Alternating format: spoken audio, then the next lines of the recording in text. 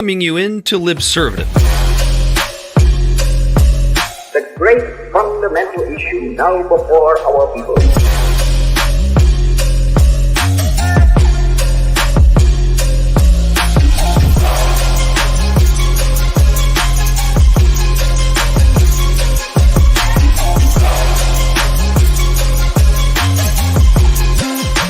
We, the people, cannot turn back.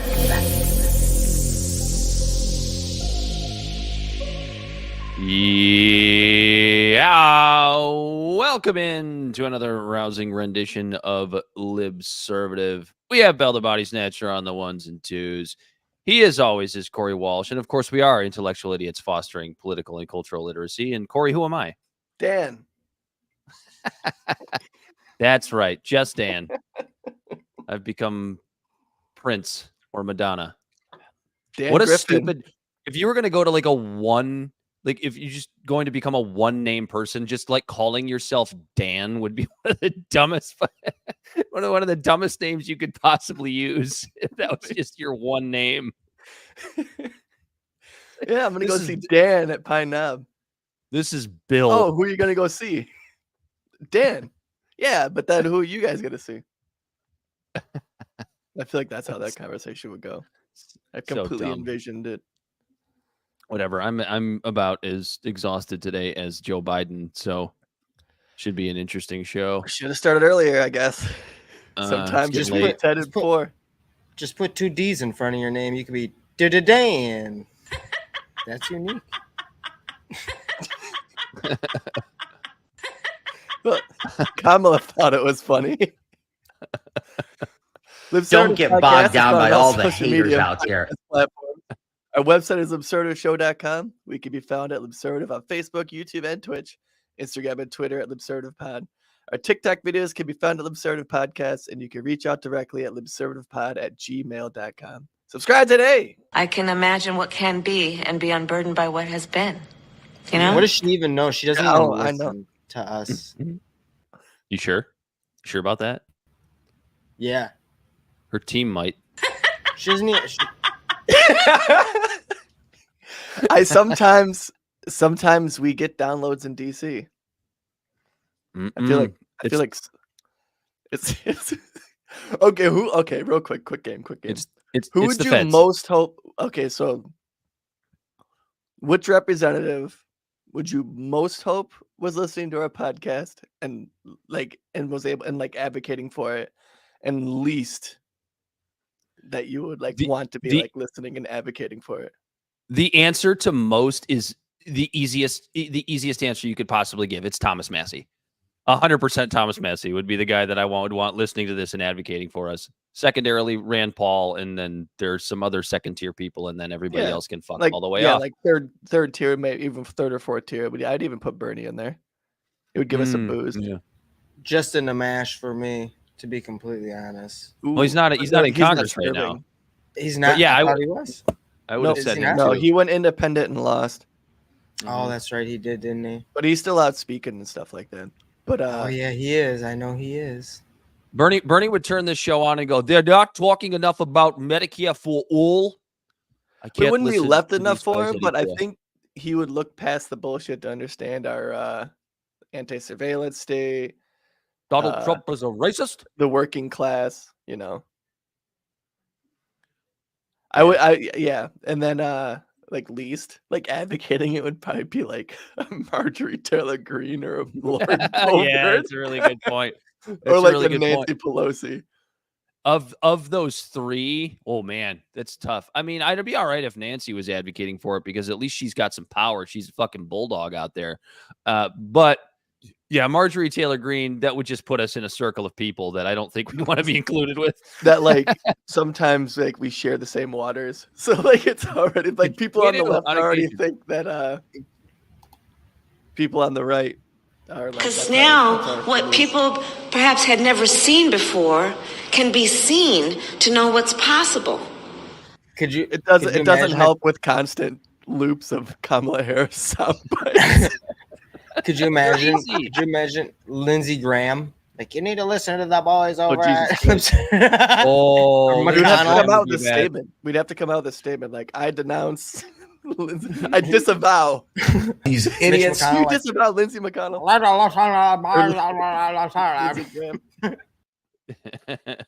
Yeah, Lindsey Graham's the biggest piece of shit in Congress, even more so than a Marjorie Taylor Greene or a You know what's Nancy funny Pelosi. is he's the very person that JD Vance was talking about in that weird little gaffe or whatever you want to call it when he's talked about most Dude. people and like most people who are like the most unhinged are sad, lonely, and have cats or something like that. I wanna offer an apology to our audience, and this is just proof that we are not experts and that we get things really, really wrong sometimes. I remember coming on this show a few weeks ago and saying that I thought JD Vance was going to be a great VP pick for Donald Trump. And then I think I doubled down on it the week after that when he was actually chosen. And now I'm going, wow, was I short-sighted on that one? Because I expected JD Vance to come out and be like the articulate guy that he is, because he does speak very well and he is very articulate. But like, dude, you're picking on women and calling everybody in government cat ladies. Like, that's the hill that you're willing to die on. And it just kind of turns out that he's just too much Trump to be a good running mate for Trump. Like, Trump needs somebody who's a little bit less Trump, if you know what I mean, to kind of balance out the Trumpiness of Trump. And JD, I guess he just ain't that guy. No, it's real clear. That was bad. That was a bad call on my part. I got it right though. At least I called the pick right. I had that going for me. Yeah, you did. You had the pick right. What else do we have coming up tonight, Corey? Like betting on a team that everyone hates, but you know is going to win. Yeah. Everybody really does hate JD Vance. like everybody hates JD Vance. Historically, he's the first selection that made the polls drop, not up. Yeah. I mean, ultimately, is it going to be bad enough that Trump doesn't win? Probably not. I don't think anybody's going to the polls and voting for the JD Vance VP pick. Same thing with Kamala Harris, right? I mean, she did terrible. She didn't even get to fucking Iowa with 1% of the vote in 2020, and she still was the VP pick and still won the election. So I don't know. And Biden still won the election, so I don't think it's going to hurt him that much. But like, all JD Vance really needs to do is just like shut the fuck up for like 3 weeks. Fucking couches. Yeah, but what's interesting too, like on the other side of that coin, but I don't even know if that's true. That's what? obviously hyperbole. I don't know if that's true. It's like the story about whether or not J. Edgar Hoover was actually a cross-dresser, or like was that just some bullshit started by people that hated him after he died? Nobody really knows. It'd be funny if he was though, right? Just like it'd be funny if JD Vance actually fucked a couch. It would be great. But if J. Edgar Hoover was head of the FBI today, he would have just transitioned by now. It would be no big deal. It would be just fine. Yeah. It makes you wonder who back then was just bitter because they were like hating themselves for being attracted to the opposite sex. That today may not have been so bitter. Yeah, the same sex. And who today they may not have been as bitter, and it might have changed the course of history if it was as accepted then as it was now. God, man, could you imagine just an FBI from whatever it was? J. Edgar Hoover was there from like the 30s to the mid 60s. Like just this fucking queen ass J. Edgar Hoover rolling out speeches about how bad the gangs are in Chicago. Just pulling up to headquarters, blasting Pink Pony Club by Chappell Roan. I don't know how we're gonna get him, but we're gonna get that Al Capone. He's a really bad guy. I picture him still having the man voice, just like almost like a Willem Dafoe in the Boondock Saints, where he acts like where he just like is still pretty like a man, but doing all of the things that he just wants to do, which is the same sex, which isn't anything wrong with that. I'm just saying. Or but then there's like Adolf Hitler and the rumors about him being gay. And it's like, maybe if he could have just been opened and just drawn his gay lovers and paintings, he might have been just happy with that. Yeah, he just wouldn't have killed all those Jews. Yeah, that'd have been better for history. Hey, man, that is definitely a support for progressivism. Make sure Matt Walsh watches this. We just said because it's some hypothetical situation we made up that if gayness was, You know what's so funny though? What? What's so funny about that is like Matt Walsh would like watch that and hear what we just said and like do a whole fucking video about it in his monotone voice, calling us idiots and take us completely seriously. Yeah. Maybe one of our listeners will check up and send it to him. He does have a what appears to be another pretty interesting documentary coming out. So I'm gonna have to check that out. Yeah, am I racist? Yeah, his only good piece of work was What Is a Woman? We'll see if maybe he can go like 2 for 45,000 with the new one. I heard it's a documentary about his abusive father, and he was from the hills of, where's he from? I don't fucking know where Matt Walsh is from. I don't know. Was that JD You're Vance thinking movie? of JD Vance. Oh, you're talking about JD Vance. Yeah, he hopped in thinking we were talking about JD Vance. No, we were talking. We're talking about Matt Walsh. They both have ridiculous beards. I know. I was trying to make fun of JD Vance with the Matt Walsh film that's coming out. So Corey, you're a heavily bearded man. You're a heavily bearded man, right? Yeah. As anybody who's watching can see this. You wear that beard to cover up something, don't you? You have a goofy face. No. Am I gonna have to post a picture of me pre-beard? I'm just wondering because like I didn't have the beard until after I was basically married. I used to be shaved clean. I was trying to get you to back me up on something here. I'm pretty sure JD Vance and Matt. I'm pretty sure JD Vance and Matt Walsh both have those beards because they're covering something up. They have like really weird chins, shame, or something else is the only way Matt Walsh's wife would actually marry him. Dan, you're right. You caught me. I grow this beard because I have shame because I fucked a couch. So here's what's really interesting about that. I just think that one's so absurd and so funny. It's like, who hasn't fucked a couch? Hey, we've all fucked couches. You're a dude. At some point in your life, you're fucking a couch. Like this is just part of manhood. This is part of what it is. There could be a woman in front of you, and it's your first time, and you think you're it, but it's just the couch.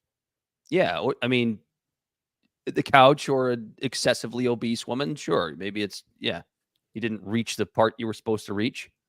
Yeah, it could be a skinny broad. You just went into between the cushions instead of the thing. It can happen. Yeah. Not that it's happened to me, but it can happen. Or folds. Either or. But Hillbilly Elegy, interestingly enough, over the last couple of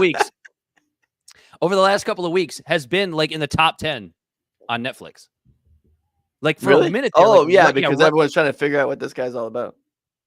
Well, and it's not a bad movie at all. It's actually got a star-studded cast. Amy Adams is in it. Glenn Close is in it. It's actually pretty good. That's all I don't know. I don't know if it's only you I heard it from, but I've heard other people say that. I think I never read the book, so I don't know how it compares to his. I'm not going to spend any of my time reading J.D. Vance's book, at least not anytime soon.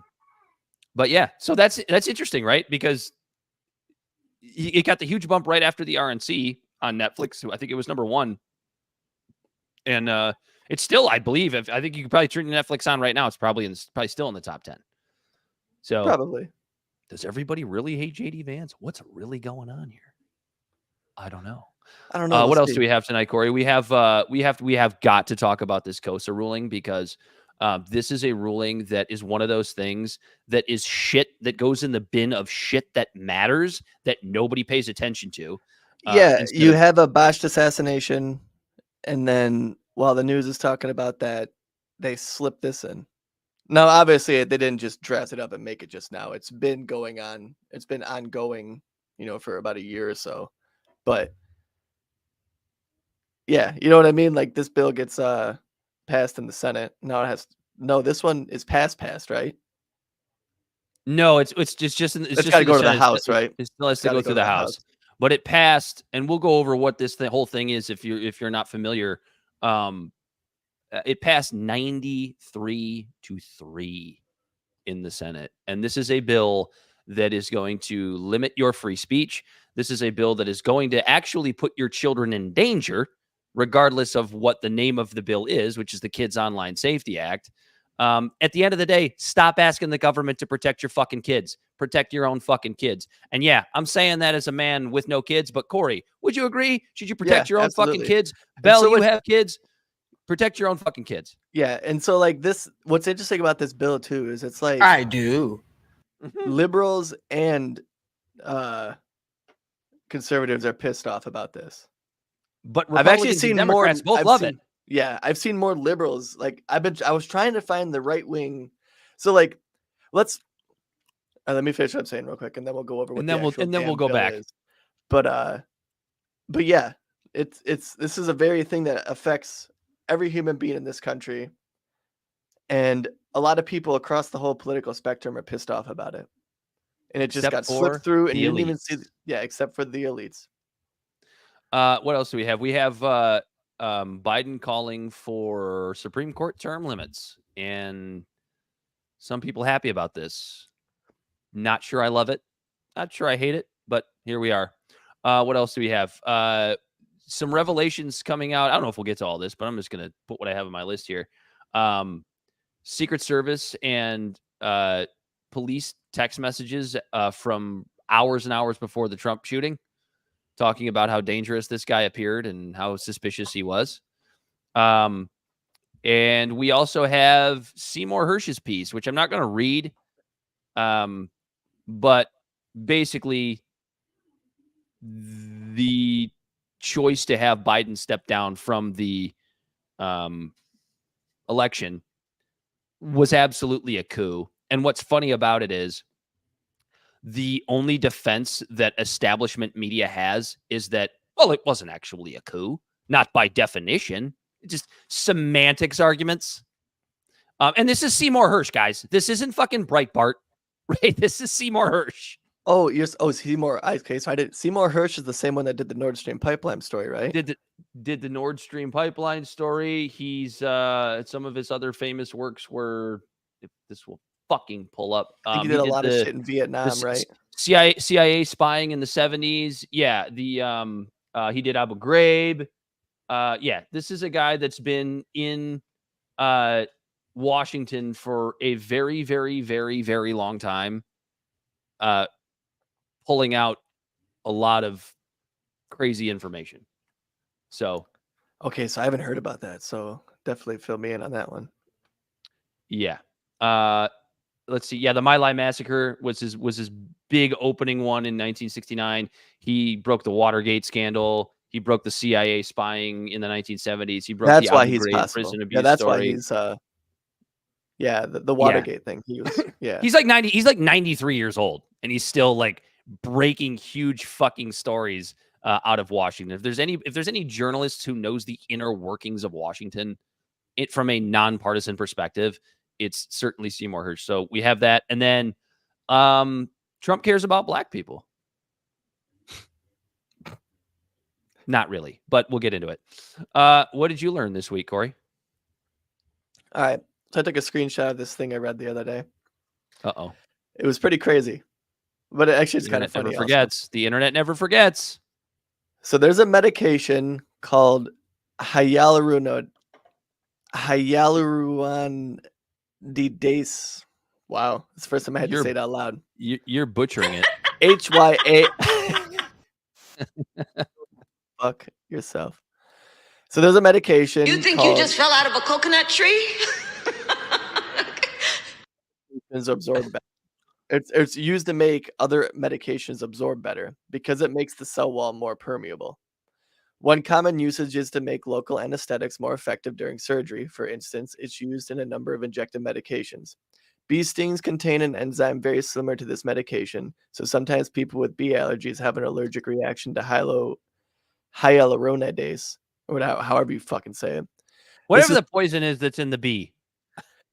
Yeah, it has the same. They're allergic to it, right? Because this is called a cross reactivity, where your body mistakes something known for what it's actually allergic to, and it has an allergic reaction anyway. For instance, sometimes people with latex allergies are also allergic to bananas and other fruits. They don't actually contain latex, but there are some similar proteins. Apparently, this medicine is used in humans. They're used in humans is derived from one of four sources: sheep testicles, cow testicles, and more cow testicles, and GMO hamster ovaries. So testicles and more cow testicles? Yeah. So long story short is they won't inject you with bees, but they might inject you with purified cow testicle juice, and your body might say, cow balls are basically bees, and it tries to kill you anyways. Nice. So I basically what I learned from that is your body can be allergic to one thing, and if something is similar to it, it can also react to that in a negative way. I suppose that makes sense. Man, pretty crazy. I don't know. Body's pretty wild, dude. It's crazy what this crazy what it does. It's pretty crazy what this skin suit does, bro. I learned something. Excuse me. You're excused. I learned something that should have just been known. Like this should just be common knowledge. This whole like breathable underwear thing is a fucking scam. You know what I'm talking about? All of these like online underwears. You got like Duluth advertises theirs, which honestly I love Duluth underwear because not a sponsor of the show at all. I just wear them and they are super comfortable. But we'll just doesn't the breathability of the underwear depend on the breathability of the pants? Or am I crazy? Like if you're wearing breathable underwear, but you're wearing fucking latex pants or leather pants, it doesn't really matter how breathable the underwear are at that point, or do I just sound like Jerry Seinfeld right now? I would think that's a drastic difference from some jeans or some sweatpants. You're talking about jeans aren't that breathable. Sweatpants aren't that breathable. Let me ask you this: latex or leather? Well, I'm just saying. I was going. Let me ask you this, Dan. Would you rather wear a pair of breathable underwear in like leather pants, or would you rather wear like some cotton underwear or like some like wool underwear or something? Some leather underwear. yeah. More leather underwear. Listen, the comfortability makes sense. This is why I wear the Duluth ones, but I still sweat like a motherfucker because of the, like if I'm wearing jeans or if I'm wearing slacks, these are materials that aren't that breathable. So stop, just sell them as comfortable. Stop saying they're breathable, because the only way they're breathable is if you're running around the house in your jockeys all day, which is fine. Some people do that. I enjoy it on occasion. I enjoy doing that on occasion. But yeah, don't tell me that these underwear are breathable inside my fucking dungarees. I don't wear dungarees. I don't know why I thought of it. It's just the first pants I thought of. Wranglers. My Levi's, brother. And then the other thing I learned this week was I actually had two this week. God damn it, I'm already forgetting the name of the show. But there's a new Netflix show with Jeff Daniels in it where he plays like a maybe one of our viewers can throw it in the comments if they know what I'm talking about. But he plays like a billionaire who's cheating people out of money, and he's like the main character. And Diane Lane plays his ex-wife, and she is still a goddamn fucking smoke show. She's like almost 60, and she is just still one of the most beautiful women in the world. Well, good for These her. guys are looking at me like, who the fuck is Diane Lane? Yep. Can't place a face. But I'm really bad with names, so you could have said anyone virtually, and I've been great actress. Bell's looking her up right now. She still looks incredible. That's the other thing I learned this week. He's got a little smirk on his face. I saw her. I went, is Diane Lane? Like, God, she is never going to be not attractive. She's so what'd you learn, Bell? Where'd Dan go? Oh, there he is. Mm-hmm. Well, Diane Lane. Yeah. First of all, what you learned. You learned who Diane Lane was. Bell just learned that Diane Lane is still really hot at like 59 years old. I know who she was, but I was like, yeah. What did I learn this week? Christy Brinkley, isn't she like 66 now? She's probably still hot. She's I don't know. I'd have to Google that one too, bud. But yeah, she does not look at 60 something. She looks like she's in her 40s. Anyway, what you got for us, Bell? Let's stop jerking off to Diane Lane. We're all individually looking her up. Dan's looking her up even though he knows what she looks like. For later. But I learned something about myself. I used to have so much hope for the American people. And I was just thinking about it. I was like, maybe, one day most people will just get it. I understand that there's going to be a few that are, going to go against the grain. But I figured that a majority of people would one day just get it. And now we're at a point right now, we have Donald Trump, and we did have Joe Biden, and now we have Kamala Harris. You think you just fell out of a coconut? I learned that I have no more faith in the American people to point us in the right direction. I can imagine what can be and be unburdened by what has been. I'm trying so hard. So, right. So there's 3 routes that America. We're too polarized. We're too far gone. No, I see. I'm going to push back So on no, that. so I don't think we're that so exactly polarized what at you're saying. all. There's 3 groups, right? There's 3 groups. There's the Yes, there apathetic group is. at this point now. There's the apathetic group. There's the group that's completely in tune with the binary system, and that group includes Democrats and Republicans. And then there's the group that's, the independents and the people that are just trying, basically. And now we make up the largest demographic of political ideologies. But they're an independent see at the group voting that's, booths, that's just an oil slick. See, we rolling say that around though in a every bowl. They single. don't really have no direction, but there's these grassroots coming up that I guess right now I'm advocating for people to go out and do shit so to avoid this apathy that Bell here has. These idiots. But But the thing is we've never not had that. We've always had these grassroots movements and everything every single election. Yeah, but they're in the end, coming from but in different the end, angles now, though. But in the end, when it is all said and done, you see who hits the voting booths, and Right. that's the sad part. It doesn't matter what everybody believes. It matters that in the end, 30% of people vote. About It's because because probably another 30% is apathetic, and then the other 30% doesn't succumb Right. to the 2 So- parties because they, But what I'm saying is there's a bunch of movements happening, like Represent Us, Rank My Vote with the ranked choice voting stuff. Like there's things that are happening. Like Royal Oak just got ranked choice voting. Michigan, I'd project probably in the next 10 years, Michigan will probably have ranked choice voting. and that's where it has to start. It has to start from the bottom up. And as far as like grassroots movements getting squashed, that it's always because the system squashes them. The system and the money behind it squashes them. Even somebody like Bernie Sanders, who was like all grassroots stuff. I mean, he had already been in Congress for 87 years or whatever, but his presidential runs were grassroots, and he still ended up getting squashed by the system, and ultimately ended up bending over and taking it in the ass from the man. Yeah. But that went a long way in ways that we haven't seen, I don't think, ever. See, that was different though, and most of the time you don't even see it. And like you brought up a great point. Like it does start at the bottom, but you're also seeing these people vote in the same exact people that screw them over time and time again. Because of lack of choice, I think for some people, they feel like it's their civic duty. Is it to though? vote, Is it though? It's the same. It's the same rhetoric every single time. Oh well, a vote for this person is actually a vote for my opponent. Oh yeah, and that's the way they try to spin it. And see, a lot of people believe that. Too many people believe that. They're scared to vote. They're scared to vote for somebody else. So that's why it's just a continuance, and that's why we have our show. And it's a beautiful thing. But I think politically, almost we're kind of at the trough. They insult us in an attempt to gaslight us, and we will not stand for it. Hell yeah, Kamala.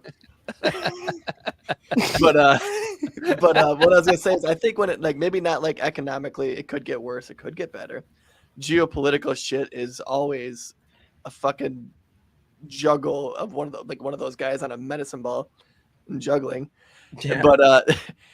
But our political system, I think we're kind of at a trough. I honestly believe that we're kind of seeing the changing of the old guard, and it's messy. But I don't know if it could get I don't think it could get much worse. A president was shot at 2 weeks ago. You know what's crazy? And like we already had our rage during the George Floyd protests. Anyone that like seriously wanted to go out and like just emit rage on the state kind of did. Like you could see like the anger on both sides. It's kind of like if like I don't feel like there's as much arrangement right now, and emotional like driven like craziness like there was in 2020 or 2016. A lot of that had to do with everyone COVID. is just kind of I feel like right now everyone's like feels kind of just like, well, I guess this is the craziest election cycle maybe ever, and no one's even and everyone like pundits are talking about how it's crazy, but people aren't. They're just so numb to we have a collective PTSD, and that is what is so bizarre. Like a former president and a current Republican nominee was shot in the fucking ear 2 weeks ago, and already nobody fucking cares. That is wild to me. And then for the first time in almost like 60 years, the Democratic presidential nominee says 3 months in, I'm not doing it. Like, what? This is the craziest. They insult us in an attempt to gaslight us, and we will not stand for it. Hell no, we won't.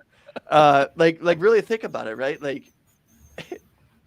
the parties are showing their best. It's Donald Trump and Kamala Harris. Oh my God, this ain't even their best. Who's in the wing? You know, they could have threw Gavin Newsom up there, and a lot of people would have went. Gretchen Whitmer, a lot of people would have went, and I bet they were. And I bet you running mates propositioned, but they both declined. Well, and they got why? And isn't that why identity politics is such shit? Like you did this to yourself. Yeah, you don't. You don't have to tell me. This is crazy. Like especially after this election, watch how many people are turned off by this two-party shit, and watch. That's what I'm saying. I bet you grassroots movements, things that like represent us right now, should just be hoarding their donations and getting ready for a big money push after this election.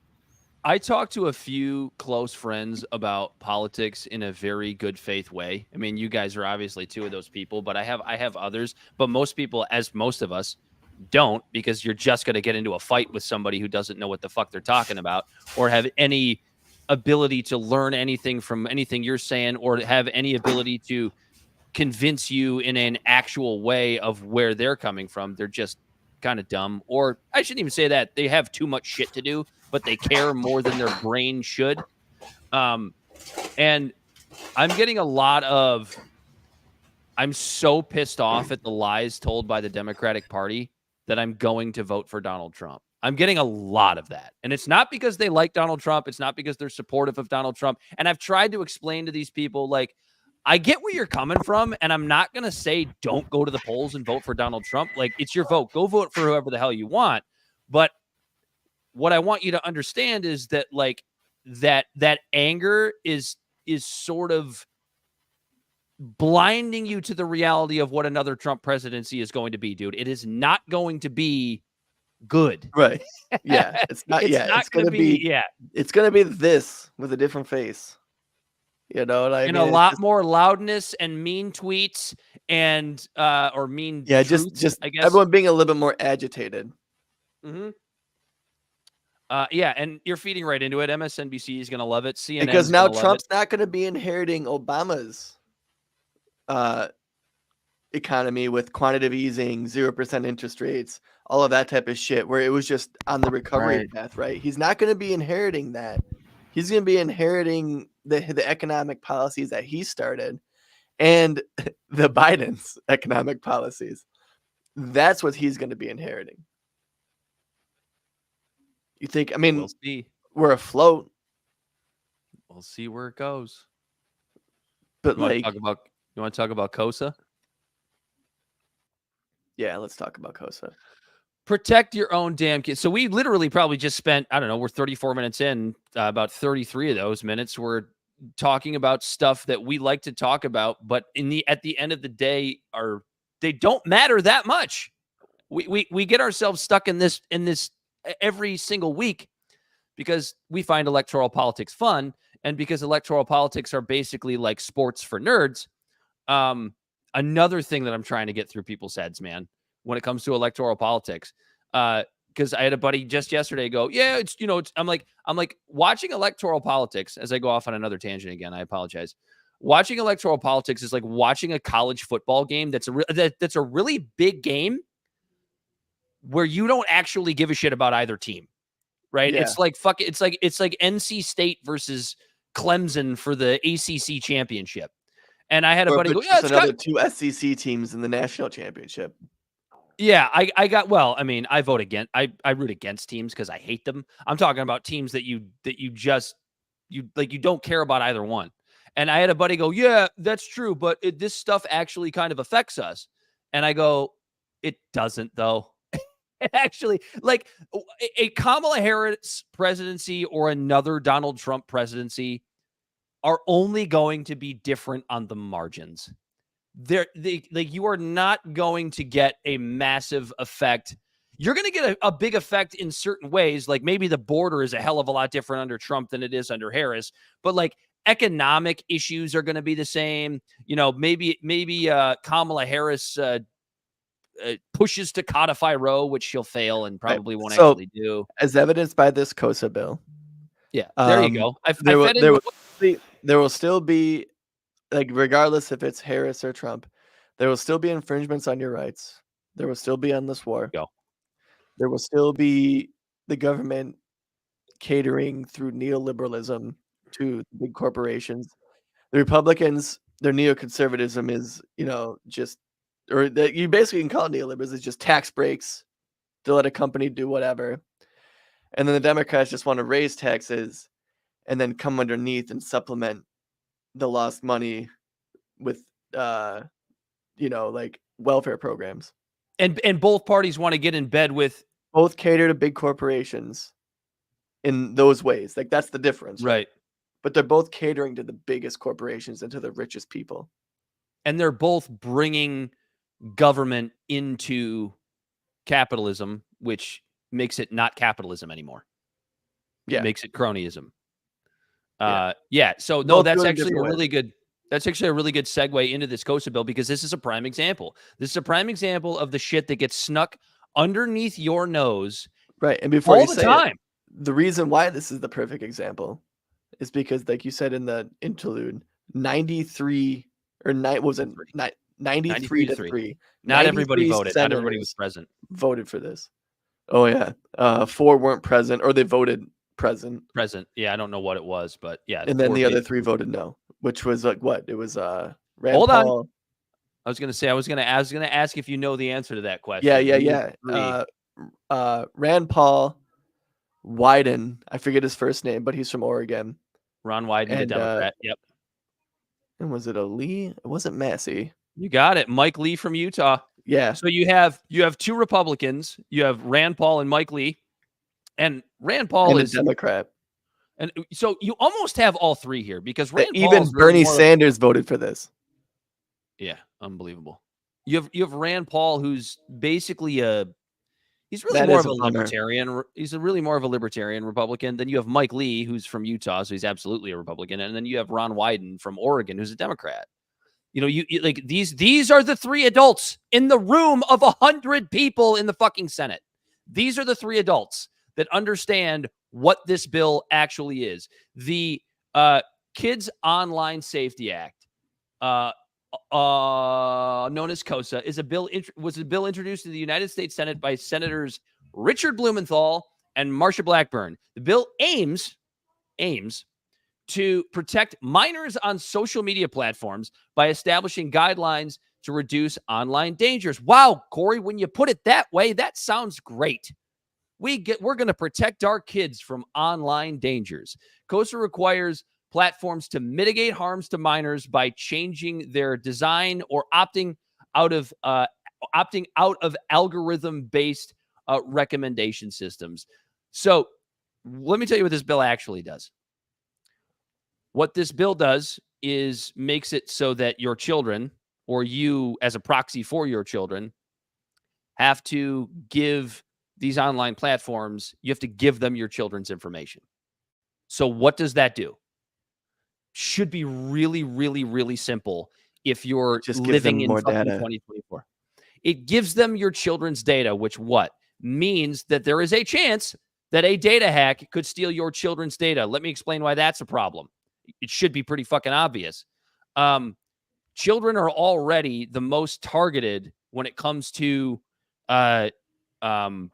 identity theft. And why is that? Because if I'm a criminal, if I'm an identity thief, and I get a hold of a 10-year-old social security number, I can run around for 8 fucking years before anybody knows anything, opening up credit cards, opening up accounts, doing all these things. So like children are excellent targets for identity theft. As to where if I stole Corey's information, he would be checking his bank accounts, or he would be checking something. I'm an adult. I can see that shit.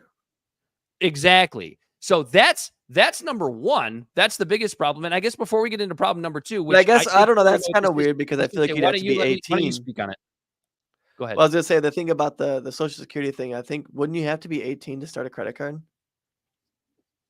No, but like you can see someone stealing one at 10 and then just having it sitting somewhere because then you have it for 8 years. Dude, we're like deadbeat parents do this shit to their own kids. They take their social security numbers. Yeah, like I'll give you an example of something that's not really personal, but I know somebody that this happened to. I had a friend whose parent had a gambling problem, and she started taking credit cards out in her kids' names. No shit. Yeah, it can be done. Hackers can do this shit, and they will. They absolutely will. They'll absolutely take advantage of this. Damn, I didn't know that. Yeah, fucked up, right? Really fucked up. So your kids' credit is fucked before they even turn. I mean, we could get into the discussion about whether or not credit is a real thing anyway. At least it shouldn't be. But as of right now, it is, and it matters.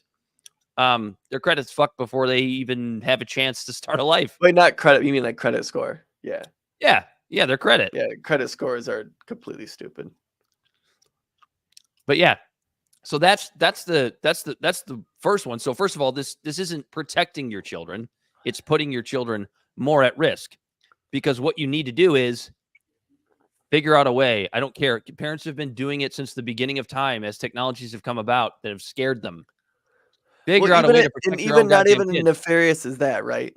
With just the ID stuff, because like there's still a plethora of other things that we still have to talk about with this. Oh yeah. Just sticking just to the ID part. That's data that you're giving them, and if you're giving them that data, just remember all the social media fucking profiles, everything that you have.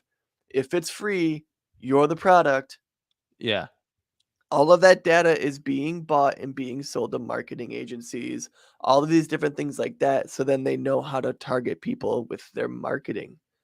That's why when you're on social media, on Facebook or TikTok, for some reason, all of the fucking commercials and sponsors caters to something you kind of sort of like. It's because they have all of this data of the different groups you like, of the different pages you like, of the different hobbies you have. All of this data is collected and sold to marketing agencies. The government is giving these companies who can all they have to do is add one more page to their 120-page terms of service that none of us fucking read. Nobody that just says this information will also be sold to the highest bidder. Not even the highest. So now you're giving your kid all this information, because I bet you what, now all of a sudden your kid is going to be getting advertisements for the local like jump park and all those different things, because all this data is going to be sold for your kids, because you couldn't set the guidelines with your children yourself and do the legwork. The government is thinking that, or at least that's what the government thinks. The government thinks that you're keeping your kids safe, that they have to step in and do it.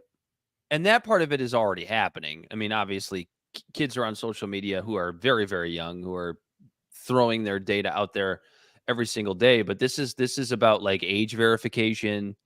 You know, this is about well, this is just, if you have to give more information is what the companies will have to sell, is what I'm basically getting at. And then the other data big one, breaches. maybe there's some, yeah, exactly. And maybe there's some other small issues with this that you might want to discuss, Corey, but I really just had the two big ones, which was the ones we just talked about. The other big one is like, this is a violation of your fucking free speech. At the end of the day, this is a violation of your free speech. This is a violation of your children's free speech online. Yeah, because they, in the bill, it talks about, was it design or the creation and implementation of a design feature. That includes algorithms, essentially. Yeah. So now what we're talking about is what the government decides is harmful speech to people will all of a sudden affect the algorithms that people have, like inadvertently cultivated while they're using their social media apps, and censor things from them that they might think that is harmful to that person. Because you can't fucking stop harm from a kid. Harm is subjective, and for the most part, like, oh, suicide. Yeah, we don't want this kid having to look around about suicide. What if they're trying to look for help for suicide? You know what I mean? That would be nice. Yeah. But so now what if that gets pinged? What I'm saying is the government now, because 4 years you're going to have a Republican government who's thinking stuff about DEIs or things about searching for an abortion or anything like that might be considered harmful, right? But then the liberals get in charge, and you have the left there, and they think that some Christian values are offensive and harmful, and they think that gun rights are harmful. So then all of a sudden that stuff is getting blacked. It's a subjective thing that's going to be wishy-washy in the very bipartisan pendulum back and forth politics we just bitched about for the last fucking 160 episodes. Yeah. So the scary thing about it from a free speech perspective is the fact that this bill gives the CDC and the FTC power to essentially censor the internet on what is safe and what is not safe for your children to consume. Like, you don't get to make that decision. No, Peon Phonem said, is this some fence-sitting centrist channel? And I think it's the opposite, because both sides just fucking suck. Well, and then he left. He left. Yeah, people. I think it's weird. People just come in to comment and then just take off without knowing anything about us. It's fake. Great. I like it. It's good. It's great feedback from the people that are here for. It's like, no, we're not sitting on the fence. We're taking axes to the posts. We're not trying to knock the fucking fence down. Yeah. Yeah. So those are the two. I don't know if you have any more to add to this, Corey, but I'll wrap up my portion of this by just saying, that this bill does not protect your children. In fact, it puts them more in danger, and also it violates your rights. It's that simple. That's what this bill does. It's not good. It's actually quite terrifying, and you need to be reaching out to your representative like yesterday to shoot this down, because this is already passed in the Senate 93-3. I don't have hope that the House is going to fix any of this, but it's not good. You don't want it. Trust me, you don't want it. Don't trust me. Trust people that know a hell of a lot more about this shit than we do. It's not good. You got anything else, Corey, on KOSA? It's a shitty bill. Here, 1 second. I wrote this down. I mean, I actually have censorship, surveillance, data collection. Like, none of it's good. It's all bad. It's all bad. It's all, yeah, I don't know. Yeah, I guess I got nothing else to say about it, but I still want to rant about just how fucking terrible it is. And I'm just filling up. I know somebody who does. Because the vice president has something to say. They insult us in an attempt to gaslight us, and we will not stand for it. She's right. Kamala's right. I just picture her finger wagging until her fucking hand falls. Do you think she does it like in a metronome style, or like on the syllables? I'm asking a lot of questions tonight. Yeah, you are. There's a lot of questions that I just simply don't have answers for. Yeah, I know. Good questions. Strong just questions. Bullshit. Thank you, Joe Scarborough. Yeah, Go KOSA. fuck yourself. Oh, thank you, Elon. Call your rep. This is not good. We don't want this. Nobody wants this. It's bad. Anyway. KOSA fucking sucks. Liberty Twitcher says that we're making fun of a person of color. Yeah, we're making fun of a person. who happens to be of color. We made fun of Joe Biden last week. You've been here before. We were just making fun of Trump and JD Vance for fucking a couch. Allegedly. And that beard is great. And Matt Walsh, we made fun of him. Yeah. Make fun of everyone. Well, so we're making fun of people of color, or I should say specifically black people, as 13% of the people that we make fun of, right? We got to be pretty close. I think we're right there. No, I think it's just Kamala. And she liked it. And she used not necessarily the 13th Amendment. I mean, the 13th%, but she used the 13th Amendment to lock up other people of color for free slave labor. Isn't that good? Good for you. No, that's not good. No, that's what I'm. Hey, listen, Cop Kamala doing her job. She's doing her job.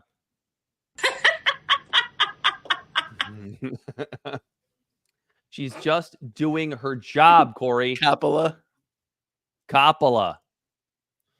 Harris. Anyway, this Seymore Hersh piece, as we transition into more Biden / Kamala Harris discussion, this Seymore Hersh piece is, but honestly, vintage Seymore Hersh. This is right up there with every investigative piece that he's ever done. This guy's been in Washington for this one missed my radar. I'm curious about this one. Absolutely forever. It's on Substack. It's behind a paywall, but you can kind of get the gist of it. So Seymore Hersh, he basically brought out I don't know if you want to call them suspicions, whatever they may be, of how the Biden campaign basically took a shit. There were immediate suspicions of this, and obviously they were good suspicions, because I don't know if you remember that Sunday when Biden released that letter with the weird handwriting on it and dropped out of the race. I don't know about you, but I was putting together a shed that day, and I was in the garage, and I just threw on cable news. I think I talked about. I don't do that very often. The only time I really do it is when something major's happening. I listen to it in the car on the ride home, just to kind of get the idea of like what kind of gaslighting are we going to see? What are the quote unquote experts saying about what happened here? And there, you saw a lot of folks on the more conservative side talking about how this was a coup. About how basically the Democratic Party went through and cooed Joe Biden to get him down. And I immediately heard that and went, no, that makes absolutely complete sense. Like that's feasible. And so Seymore Hersh basically comes out and says that that's 100% what happened. That's absolutely what happened. Obama was the first one to put pressure on Joe Biden to step down. And Joe Biden, honestly, to his credit, and we don't give Joe Biden a lot of credit on this show, but like if you think about it, this makes a lot of sense, where he goes, listen, I won the delegates. I'm the sitting president. I should run. Like I honestly, I understand that. Why are you laughing? The two best things that Biden's ever done is pull out. That's Afghanistan and his candidacy. Now I know why you're laughing.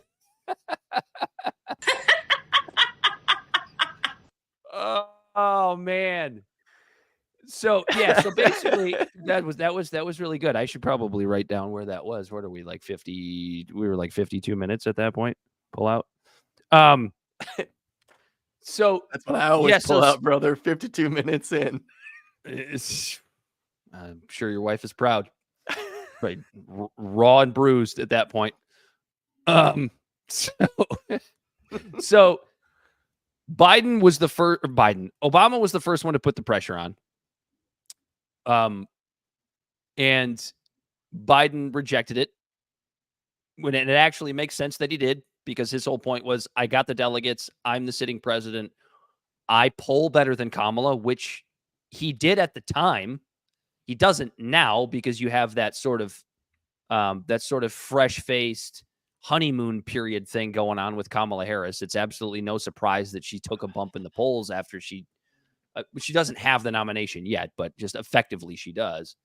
But at the time, yeah, he was polling better than Kamala Harris. She's one of the worst liked vice presidents of all time. Although if Trump wins, JD Vance might give her a run for her money on that one, to be honest with you, with the way the polling's going for him.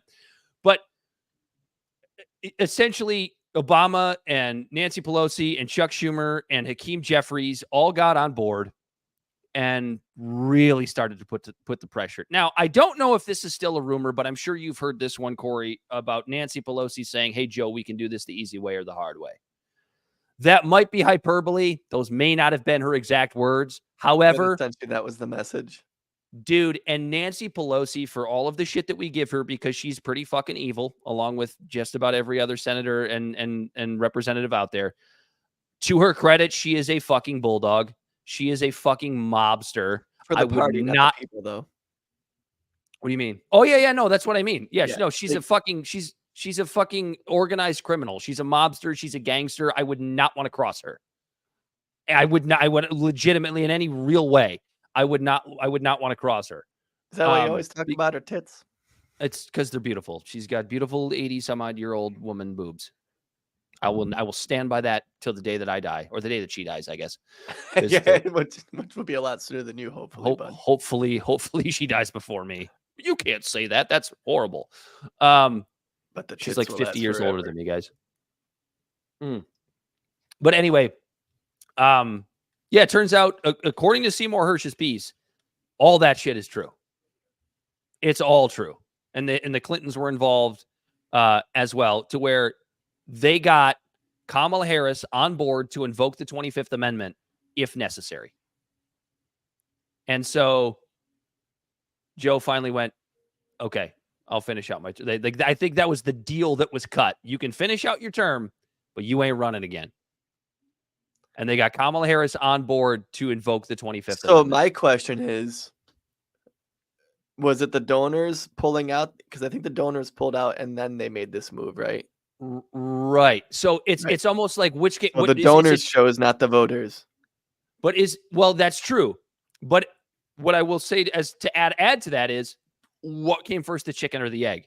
Did the Obamas and the Pelosi's and the Schumers and the Hakeem Jefferieses of the world put pressure on the donors to stop sending money to get Biden out? Or did the donors do this on their own? And then these people, because it seemed kind of coordinated, right? All of a sudden, we are hemorrhaging money. Right. Yeah. It went from like no headlines about donors pulling to all of a sudden headlines about all of them pulling. Mm-hmm. Well, it started with the debate. Yeah. The debate started a bit. You had the Abigail Disney interview with Breaking Points. Abigail Disney was the first kind of huge mega corporation donor that spoke out about it. And so Twitcher said George Clooney is the leader. You know what's funny is what was it? Like there was something that had to do with George Clooney and all of this randomly. It was that big fundraiser.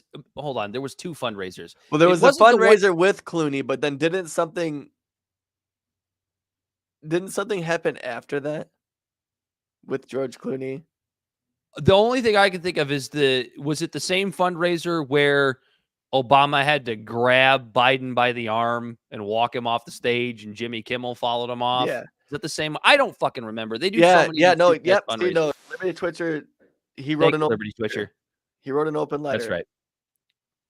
That's right. That's right. That's and right. That was one of the very first things that kicked off. Which is funny. That's he said George Clooney is the leader. He's Liberty Twitcher's right. He's the one that he can't. I mean, like it was happening during all of it, but like I remember one of the very first blips that came up about this possibility that Biden's going to step down was the open letter from Clooney. And honestly, and I think you were on the same boat as me, but I won't speak for you, and you can correct me if I'm wrong. But I think both of us thought that it was a pipe dream, and then we watched the debate. Yeah, and suddenly it wasn't a pipe dream anymore. Because we knew. I mean, you and I knew. Bell knew. A lot of people fucking knew. I mean, the internet's been talking about this for months. about how bad Biden's been. Yeah, we talked about Operation Bubble Wrap, but like a bunch of normies and stuff, that people that don't pay attention to this shit, like us weirdos, didn't see that shit, but then everybody saw it in the debate and they couldn't hide it anymore. Yeah. All the normies saw it. So yeah, the coup against Biden was a real thing. It actually happened. I'm sorry, guys. Like, I trust Seymore Hersh. Seymore Hersh is not, like I said in the pre-show, this isn't Breitbart. This isn't Steve Bannon. This isn't Glenn Alex Beck. Jones. This isn't Alex Jones. Even though sometimes Alex Jones gets shit right, you have to say that little caveat, or Alex Jones fans get mad at you. Do we have any Alex Jones fans that listen to our show? I don't know. I'm not going to take that chance. We are an inclusive show, Corey. We want everybody, except for normies. I don't like them. And what happens when everyone from all spectrums is listening to your show? We declare victory. We declare victory. They insult us in an attempt to gaslight us, and we will not stand for it. Well, that's not fair, Madam Vice President. What'd she say? She being mean to you? You think you just fell out of a coconut tree? I did. I fell out of a coconut tree. I don't even know. I've never been in a coconut tree. You didn't. Yeah, didn't you see this ridiculous interview, or not interview, but speech or press conference that she was giving, where she was telling a story about her mother, and her mother goes, "What do you think, Kamala? You just fell out of a coconut tree?" I don't know. Even nobody knows what. I don't remember the context of it. You don't remember this speech? There's so just much. Just after the show, just Google Kamala Harris coconut tree speech, and you can watch what she was talking about. It was ridiculous. It was silly and no, but check it out. Now, what people perhaps had never seen before can be seen to know what's possible. See, listen to the wise words. I've seen. I can imagine what can be and be unburdened by what has been. You know? Get with it, Corey. Listen to the wise words of the Vice President of the United States and the presumptive Democratic nominee to be the next president of the United States. I know. Do you see how they're positioning her to now? Like, all of a sudden, now they're reading Kamala's statements on things. We still don't have anything in writing about like what her policy on Israel is. Although it seems like, and this is going to be me giving Kamala a little bit of credit here, so everybody fucking buckle up. It seems like she's going to be the best so far on Israel of herself, Biden included, Trump, and RFK. But a lot could change in a week. I might be fucking eating those words next week. Because she has no principles, man. I understand that. Follows, she has absolutely no principles. She follows of whatever the Democrats' message is. All of her votes have always been the middle of the road. She's always taken the safest route. She has no values. Well, yeah. Trump doesn't have any values either, but he at least has some form of strongman complex going on that people tend to like. None of these people have principles. We already know this. None of these people have any principles. Yeah. The thing about her is, and what she did so poorly with in 2020 was like, she didn't even do a good job pretending she has principles. Trump can sometimes at least pretend like he has principles. Joe Biden can pretend like he has principles. RFK, I don't know. He seems like he might have principles, but I don't really know. Sometimes it's hard to tell. He sucks on Israel. So there you go. And I mean that almost literally. Yeah. What else we got, Corey? What else do we got? We got Trump looking terrible in front of black journalists. Honestly, you and I have a minor disagreement on this one. A little bit of a minor disagreement. Yeah. Should I play the video? Bell sent it over. Bell sent it over. It might take me a minute to pull this up because I'm trying to remember where I put it. Here we go. I think I got it. I gotta make the screen. Make the screen full. Here we go. It's not great, but I don't think it's gonna have the button. It is MSNBC. It's not NBC. Bell. No. But this was recorded on MSNBC, but this was posted by NBC National. Okay. All right. So it's a little Corey. If it'll play. I didn't have that information when you guys were playing this when I walked in last time. I didn't fucking know. Is it gonna play the fucking? It's gonna play the fucking commercial. Whatever. Son of a bitch. We don't need it. We don't need to play this. It doesn't matter. I'm done. I just You exited. just also pull yourself out. Like, Yeah, I'm done. Exit chat. Good night. All right. Well, Dan left. He's just sick and tired of this shit, he said. And I quote. No, so Trump went to, what the hell was it called? The Black Journalists Conference or whatever. And had a bit of a spat with a couple of black journalists that were clearly trying to play gotcha with Trump. Like you could see that was what was going on because that's just what these sort of headlining journalists do. And Trump had some really dumb answers in a very Trumpian way. So like his base isn't going to care. But he basically did the thing where he was calling Kamala Harris out for like, is she actually even black? She identified as Indian for all this time. Now she's suddenly saying that she's black. And it wasn't even, he didn't even do it in like an articulate way. He just did it in a very Trumpian way that sounded really bad. And like, that's going to turn some people off. To your point, Corey, how much will it matter?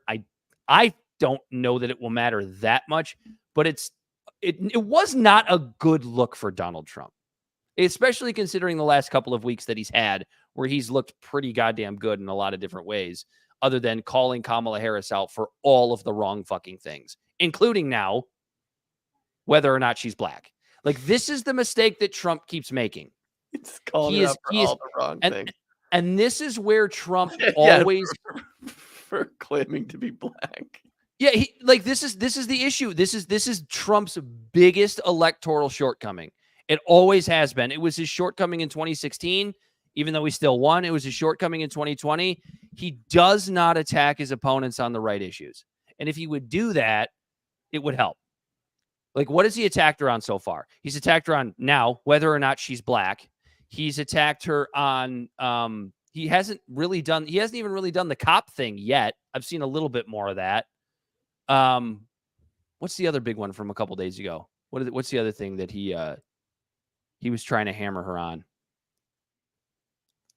Well, so what you're seeing right now basically is them pivoting from Biden to her. They don't got much. They're just trying to hammer down on her right away. But I honestly believe that him actually trying to talk to black people, well, even though he befuddled and he goofed up and stuff like that, will outshine a little bit of his actual gaffes. Like that, there was a room full of people. There was no booze for anything he said. There was laughter. They thought he was funny. Like, right. It could have been clown funny, right? Like it could have been clown funny.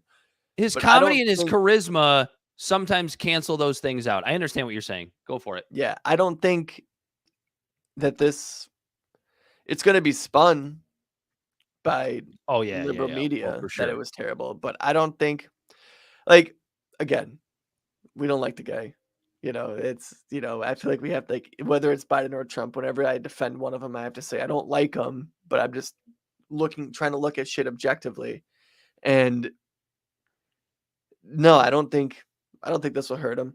Like when he said the thing that, like what kind of question is that from a journalist? When you kind of understand what he's saying, he's like, yeah, these migrants come over and they're taking black jobs. Oh, what's a black job? Yeah. And he fucked up that answer. He should have said a job that any black person has.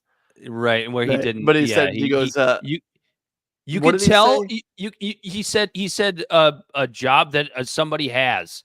Yeah, you could tell for a minute, and Trump doesn't get caught in these situations very often.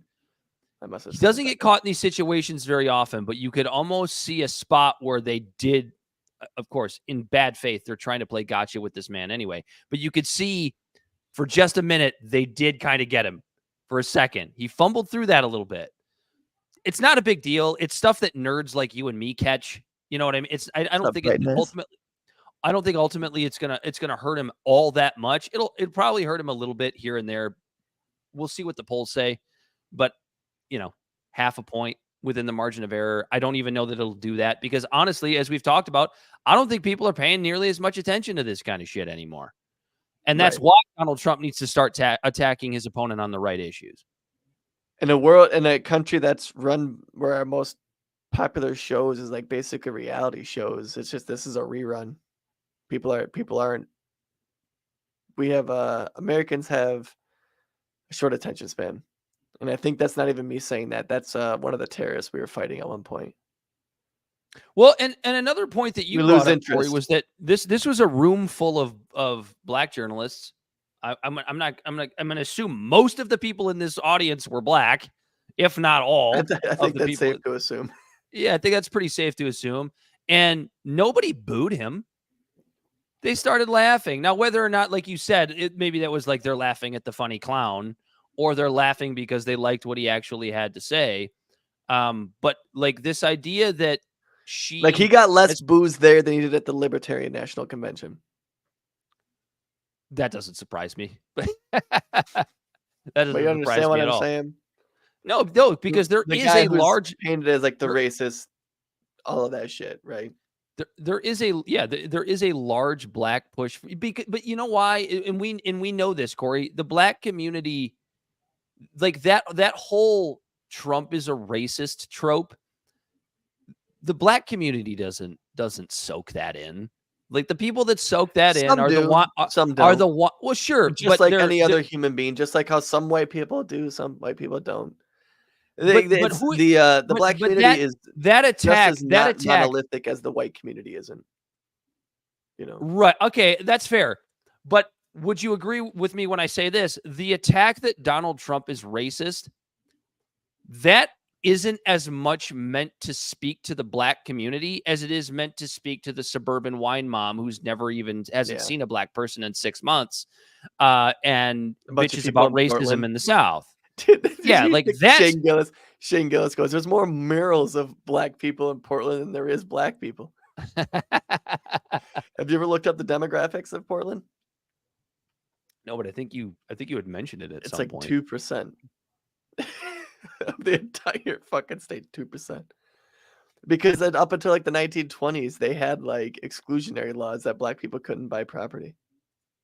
Well, the pendulum has just swung back the other direction. It'll even out. Like I saw this black person talking about how he's one of the only black people that live in Portland. And like that's not even speaking like hyperbolically because like there's not that many. And he was talking about how there was a Black Lives Matter protest going by and they were all white and they asked him if he was going to join and he said no and he said he got called slurs. Mm-hmm. Bell it probably wasn't the N-word or something, but it was probably something like Uncle Tom, right? Bell just threw in the private chat that today the UAW endorsed Kamala Harris. Democrats, unions, you know how it goes. I mean, they were not so keen on endorsing Joe Biden. What about that's the thing, right? That's the thing, right? The age for Biden played such a factor that now, like people are kind of just a bunch of auto workers sitting around going, I don't think we should endorse this old fuck. Why? Because he's old as fuck. Yeah. And then, all right, well, at least she has a pulse, right? Anything with a pulse. Yeah. Yeah, his age really hurt him. It's just now the choice bullshit. Is between Kamala. Like Biden won. Biden had a shitty record. No one knows a historical record of someone like 10, 15 years ago. As long as this party can drown out the other party trying to bring that up, then you're good. Yeah, like the whole 2020 campaign where I mean, there is you will not honestly like the people that are not are trying to attack Kamala Harris are still not bringing up the whole Tulsi Gabbard debate debacle. Where Tulsi Gabbard came out on that debate stage and fucking buried Kamala Harris. And it is kind of like a police officer. That's what the other thing that's or a frustrating too, prosecutor. right? When you talk about it being a coup, Biden just says he endorses her. No one nominated her. She just gets endorsed, and now she's the one that's running. There was no open convention. No, technically, she does not have the nomination yet until the DNC. Officially, Right. She does not have it. But yeah, she apparently has the delegates, and it's going to be. Yeah. her. They're all ready. Like the next day, they're like, "Yeah, we're for Kamala." I would love some fucking WWE scenario where the DNC, where the convention comes and like 2 more people put their hat in the ring, and it's like it's like Stone Cold Steve Austin coming down and giving her the fucking Stone Cold Stunner on that goddamn stage. That would be, from an entertainment perspective, would be great. Because you never know, the DNC. Well, the DNC might want to one up the RNC. They got to look better. They got to be more entertaining. They got to be more hip, if you will, Corey. Let's just, I mean, as we know, like electoral politics are WWE anyway. So let's just see what's going on. Let's see what whoever the equivalent of Vince McMahon has up his sleeve at the DNC. Because now what people perhaps had never seen before can be seen to know what's possible. Even that's herself. Yeah, who's the equivalent to Hulk Hogan for the DNC? Jack Black. No, Kyle Gass. At this point, you saw Tenacious D had to break up, right? Because Kyle Gass went on stage and was like, next time, don't miss Trump, or so don't whatever the hell he said. Yeah, and they like that was even too much for Jack Black, and the Tenacious D canceled the rest of their tour. See that? Yeah, no, I saw that. That's some wild shit. They're like, nah, you guys aren't canceling us. We will. You got headlines for us tonight, Corey? Yeah, I got a couple of headlines. Anything about the what's the words? I can't find words. The Middle East escalation. Oh, I guess, should we save the Supreme Court reform for next week? I didn't even have it in the banners, so that answers that question. Okay. Sounds good. Hezbollah's involved in Israel now, so here we go. Just keeps getting worse. Or that some just click up. What? What do you mean? Oh, I mean, we just killed the Hamas leader in Iran, but. Well, and you had the Hezbollah bombing of the soccer field. Oh yeah. And then now fucking, it's just another thing for Netanyahu to use to continue to murder people. Anyway. Yeah. Oh, and I had an update on the SAVE Act, but I'm gonna skip that because that's something we could talk about. It's time. Let's do some for headlines from a hellish, horrible hellscape. May God spare our children's souls. The end is nigh.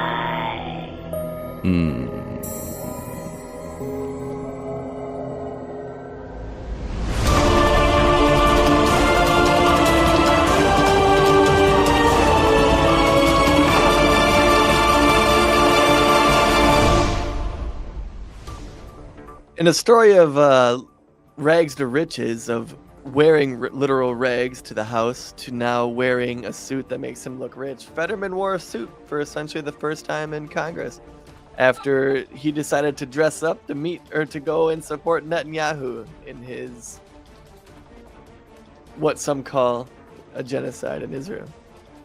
The Venezuela election is causing a lot of uncertainty, unrest, rioting, and all sorts of fucking chaos in Latin America, when early Monday morning, the head of the Venezuela's National Election Council, Elvis Amoroso, sparked an international backlash by declaring President Nicolas Maduro as the winner of the Sunday's election.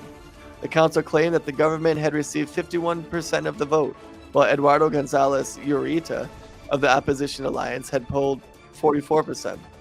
The opposition rejects this interpretation of events, releasing a statement saying that Gonzalez won as much as 70%.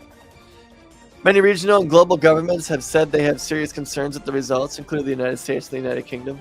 Latin America countries, including Argentina, Chile, Costa Rica, Peru, Panama, the Dominican Republic, and Uruguay, have refused to recognize the announced outcome. Venezuela expelled their diplomats from the country on Monday, and Venezuela also suspended commercial flights to and from Panama and the Dominican Republic. Countries like China, Cuba, Iran, and Russia were quick to congratulate Maduro, and the 35-member Organization of American States called for an extraordinary meeting on Wednesday to address the results of the electoral progress. Two headlines coming straight out of a movie is a cartel boss was caught. Ismael Elmayo Zambada, a longtime leader of the Mexican Sinaloa cartel, and Joaquin Guzman Lopez, a son of another infamous cartel leader, were arrested by U.S. authorities in Texas on Thursday, the U.S. Department said. The leader of the powerful wow, whenever I read it, I can hear the word Sinaloa cartel for decades, alongside Joaquin El Chapo Guzman. Zambada is one of the most notorious drug traffickers in the world, and known for running the cartel's smuggling operations while keeping a lower profile. Now, I should have wrote it down, but I forget. But one of the two convinced the other to go on a little plane ride to go just look at some investment properties along the American border. And the plane took off and just fucking landed in America and just arrested both of them. There you go, Corey. Sinaloa. Thanks, Liberty Twitter. That's been very helpful. Liberty Twitcher's been very helpful in this episode. All right, astronauts stuck in space. We don't need Bell anymore. We have Liberty Twitcher. God damn it! Bell's just nodding his head in the background. Did you hear what I said? No, I don't listen to you very often. Astronauts stuck in space. I don't get it. Another headline hit straight out of a movie. So, oh, that's right. Yeah. Ironically, the Boeing Starliner is a capsule designed to transport crew and equipment into space. NASA asked Boeing, which is a private company that makes planes, to develop the Starliner so they can have a U.S.-made spacecraft to transport crew to and from the ISS, which is the International Space Station. Butch Wilmore and Suni Williams set off from Florida on a Boeing Starliner spacecraft on the 5th of June after multiple delays. They were meant to stay in space for around a week. However, their craft developed a number of issues, meaning they were unable to head back. The U.S. Space Agency said that they're making great progress as they're trying to solve the problem, but they haven't yet set a return date for the astronauts. There's problems with their thrusters, and there's a helium leak. If I see a black pilot, I'm going to be like, boy, I hope he's qualified. Well, they're both white. Charlie Kirk, horses. But Boeing, face in there, who doesn't need any more negative publicity, is getting more negative publicity. Not only is there shit fucking up in the atmosphere, but it's fucking up in space. So yeah, like NASA, Boeing and then the story you had before, the Boeing and the story you had before about Venezuela having a shitty election. It's like, wow, here's my surprise face. And then so what's funny is like, yeah, they're stuck in space. They're attached to the ISS. They're stuck up there because they typically don't have there's no Uber out there. They don't have a ride home. No. But Elon Musk is like, I'll send a rocket up, and Boeing's like, no, we'll fix it. We're gonna fix this. We don't need your help, you dirty Republican racist. So man. What was supposed to be a week has now been 52 days. It's just bullshit. And they're just up there, just digging into the secret stash of reserves, just eating food and just waiting for clearance to ride home. I eat no for breakfast. It's actual audio from Elon. Sounds like Kamala, though. It's weird. These idiots. Iowa's abortion ban, one of the negatives now that we're seeing as the states let their cards fall to the Roe v. Wade. Iowa just prohibited abortions after 6 weeks. So I'm curious. 6 weeks. So I'm curious to see how that goes. Again, how the voting and stuff goes. Again, Do I think abortions should be allowed to happen a little bit after 6 weeks? Yeah, probably. I honestly, I don't know what my moral cutoff is. Okay. I'm never here to play that game, but like 6 weeks is still something. And honestly, some of the most, as we talked about this when Roe fell. Yeah, when I'd rather Roe lose fell, a finger than an arm. And we talked about this when Roe fell. You know what I like, mean? Like some of the most liberal European countries are at 6 weeks. You know what I mean? It's like, so I don't know. I think the thing's kind of overblown. I think they're at 12. Some of them are at 12. Some of them are at 6. I think most of them are at 12 or 15. It's like, because it's like that was the British common law, like since like before America was even started. It was called the quickening. It's when you could feel a baby kick. That's when they said you couldn't have an abortion anymore. At least, could you imagine getting an abortion in the 1700s? Like, what the fuck? They didn't even have coat hangers. Would they use a stick? You just I don't know. Hey Bell, can you look up how were abortions done in the 1700s? No, just look up how abortions were done before coat hangers. And then what they do, just punch him in the stomach a bunch of times. No, I'm just kidding. Look it up for 1700s. That was just a shitty abortion joke. Just poison it. Yeah, well, how? They didn't have bleach either, I don't think. Bleach, you can just How spray many of bleach those? up there. How many of those botched abortions do you think happened by elitists, and that those people ended up being in charge and just fucking it all up? I'm asking a lot of good questions tonight, Dan. I mean, they're not all good. What, my questions or the abortions? None of the abortions are good. Nobody wants an abortion. But yeah, your questions. I didn't say they were good. I just said I forgot what the question even was already. Something how many of them abortion. Were botched by how many? Oh yeah, how many elitists do you think back then had an abortion that just didn't take, and then they had to end up raising someone to be a part of royalty? Bell's got it. They used a variety of methods, including the use of black root and cedar root as abortifacient agents. So what is that? Nothing. Like it's squirted up the cervix, or like how either that, or they'd have them eat it, and it would induce. Yeah, so did they boof it or did they drink it? So why can't we use that stuff now? Like, why isn't that a thing? Dan, murder! Dan, no one's stopping you. You can boof some cedar chips anytime you want, bud. This is America for now. For now. I'll tell you what, where my country gone when they stop me from boofing cedar chips. Hey, my body, my choice. I want to boof some cedar chips. I can boof them all I want. That should go on a t-shirt. My body, my choice. If I want to boof some cedar chips, I can. I'm writing this down. Was this like an hour 25 boofing cedar chips?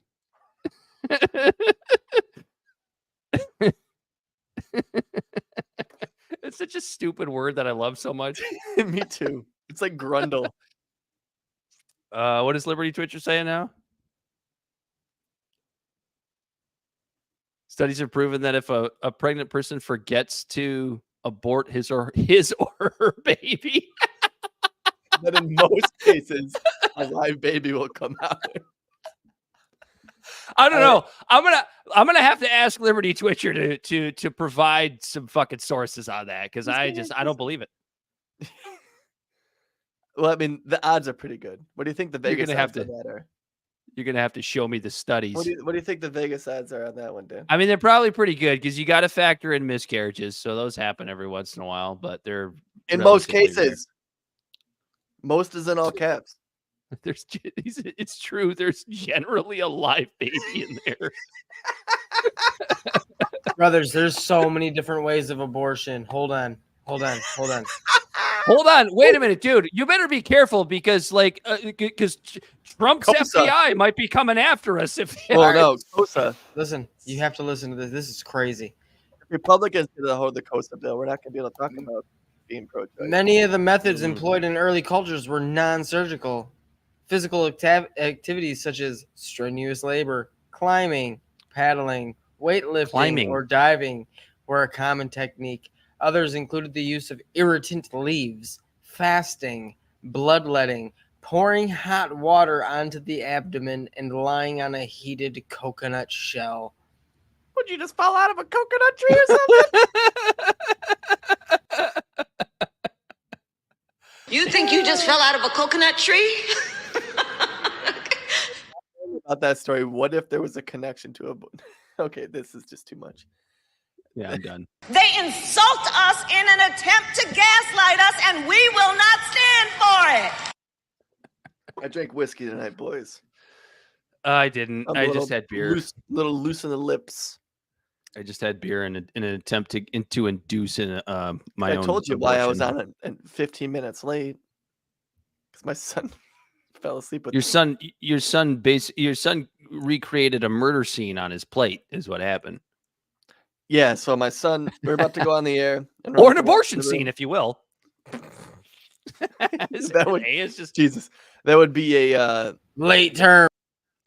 a 200 and like 200 some week abortion. But no, my son my son was sitting there and he had a little tray and he was eating some chicken nuggets with some ketchup and he fell asleep while I was doing a little bit of show prep. And his hand landed in the ketchup and I walked back in the room. Everybody knows you don't prep for this show. I have to do headlines from a horrible landscape. I got bullet points. I got schematics. I'm over here doing colloidal tritations. Is that It's what a whole it is? lab over here, yeah. You can see the abacus behind him there. Yes. Anyway, so the murder scene. Yeah, so my kid interrupted. He fell asleep and he landed his hand in ketchup and I walked out there and I was like, "Oh fuck." And so like I grabbed some wet naps and I started wiping his hand off and he woke up and he like instinctively pulled away from me as you would if you were asleep and someone started wiping your hands with wet naps.